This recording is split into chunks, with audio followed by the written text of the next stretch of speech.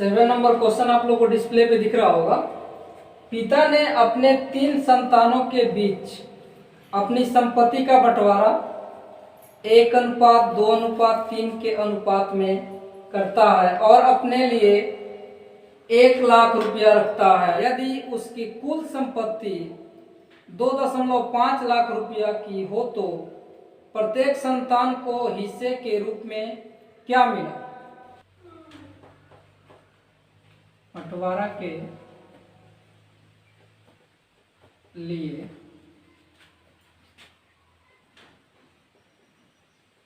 कुल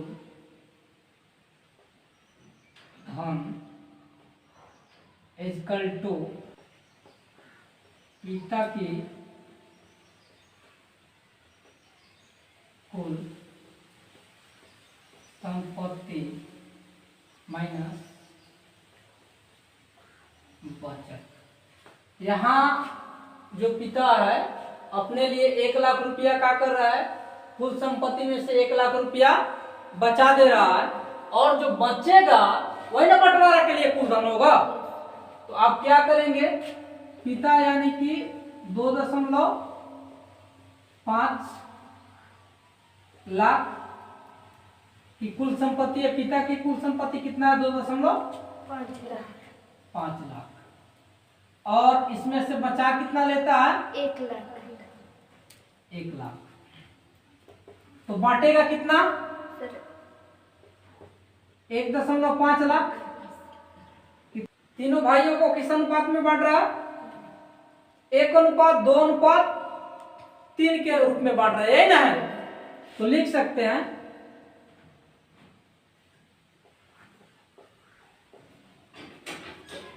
प्रथम पुत्र के लिए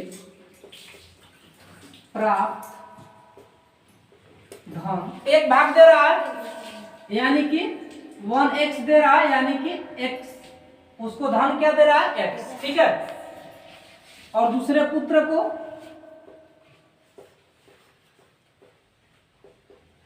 पुत्र के लिए प्राप्त, इसको 2 भाग दे रहा है। संपत्ति का कितना बचा हुआ? संपत्ति का 2 भाग दे रहा है, यानी कि 2x दे रहा है, ठीक है। और तीसरे पुत्र को तीसरे पुत्र के लिए प्राप्त धन इक्वल टू 3x, इस रूप में दे रहा है। और कुल संपत्ति कितना बांटना है? 1.5 लाख, यानी कि तीनों पुत्रों के लिए प्राप्त धन इक्वल टू 1.5 लाख। चलिए, पहला का x दिया, दूसरे को 2x दिया और तीसरे को 3 भाग दिया। और ये कितना है? 1.5 लाख, यानी कि 1,50,000, यही ना है? इतना रुपया था। चलिए, 1 और 2 3 हो गया, 3 6x हो गया।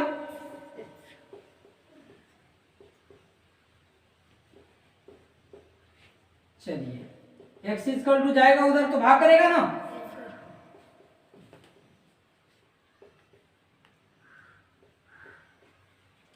6 मल्टीप्लाई में उधर जाएगा तो क्या करेगा? डिवाइड करेगा। 6 2 जा 12, 15 में से 12 घटेगा, क्या बचेगा? 3 हो जाएगा यहाँ तक 30, क्या हो जाएगा? 30। तो 6 5 जा 30। चलिए, बचा क्या? 3 0 x इक्वल टू क्या? 25,000 रुपया। चलिए एक आदमी को कितना मिलेगा? प्रथम पुत्र को 25,000 रुपया और दूसरे को 2x मिल रहा है ना, 2 × 25 यानी कि 50,000 रुपया और तीसरे को 3x यानी कि 3 × 25,000 = 75,000 रुपया। ठीक है, तो आप लोग ऐसे लिख लेंगे। ठीक है, यानी कि इसको नीचे लिख लेना, इसके नीचे लिख लेना। ठीक है, आप लोग लिख लेंगे प्रथम पुत्र के लिए प्रावधान 1x = इतना रुपया। उसके बाद उसके नीचे लिखेंगे आप लोग दूसरे पुत्र के लिए प्रावधान = 2x, यानी कि इसको मल्टीप्लाई करके नीचे लिख लेना है। ठीक है, चलिए तो क्या हो जाएगा? 25,000 एक आदमी को मिला, दूसरे को 50,000 मिला, तीसरे को 75,000 रुपया मिला। ठीक है, 8 नंबर क्वेश्चन आप लोग को डिस्प्ले पे दिख रहा होगा। 11 के लगातार 3 गुणजों का योग 231 है, तो उन्हें ज्ञात कीजिए। 11 के 3 गुणज है जिनका योग कितना है? 231। यानी कि हम लिखेंगे माना कि प्रथम गुणज = x,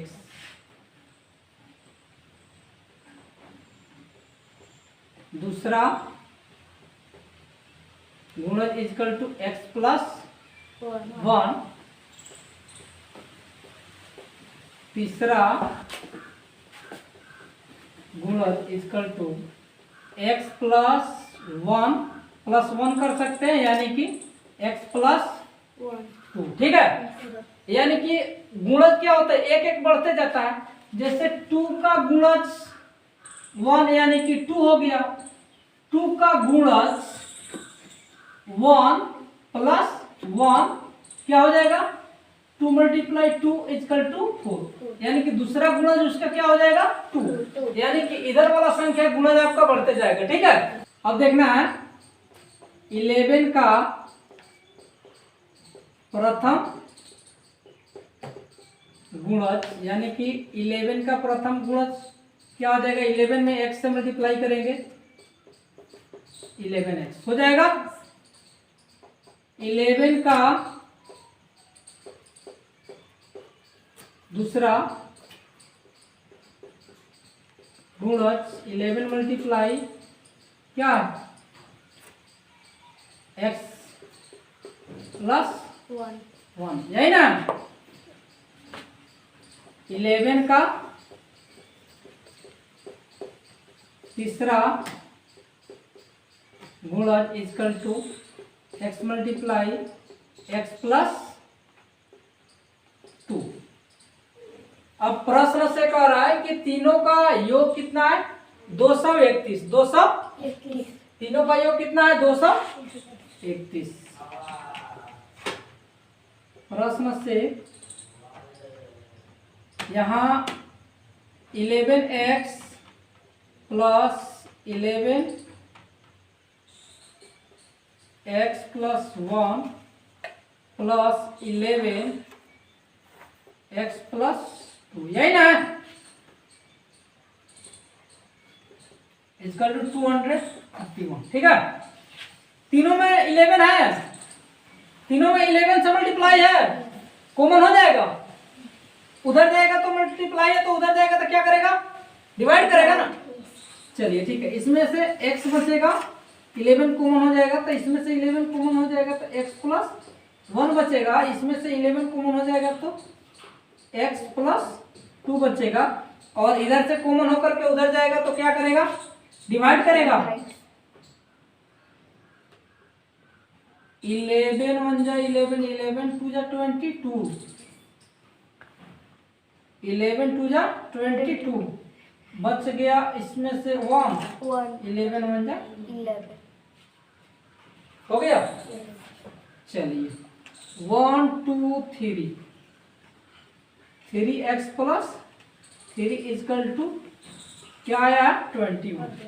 अच्छा 3x इजकल टू क्या हो जाएगा, प्लस में है तो उधर जाएगा तो माइनस करेगा ना, उधर जाएगा तो क्या करेगा माइनस, यानी कि 18 हो जाएगा। 3x ये मल्टीप्लाई में है तो 3 उधर जाएगा तो क्या करेगा डिवाइड, यानी कटेगा तो क्या हो जाएगा 6। x का मान क्या हो गया 6, x का मान कितना हो गया 6। अब चाहे तो आप यहीं से इसके सामने निकाल सकते हैं, या आप लिख सकते हैं 11 का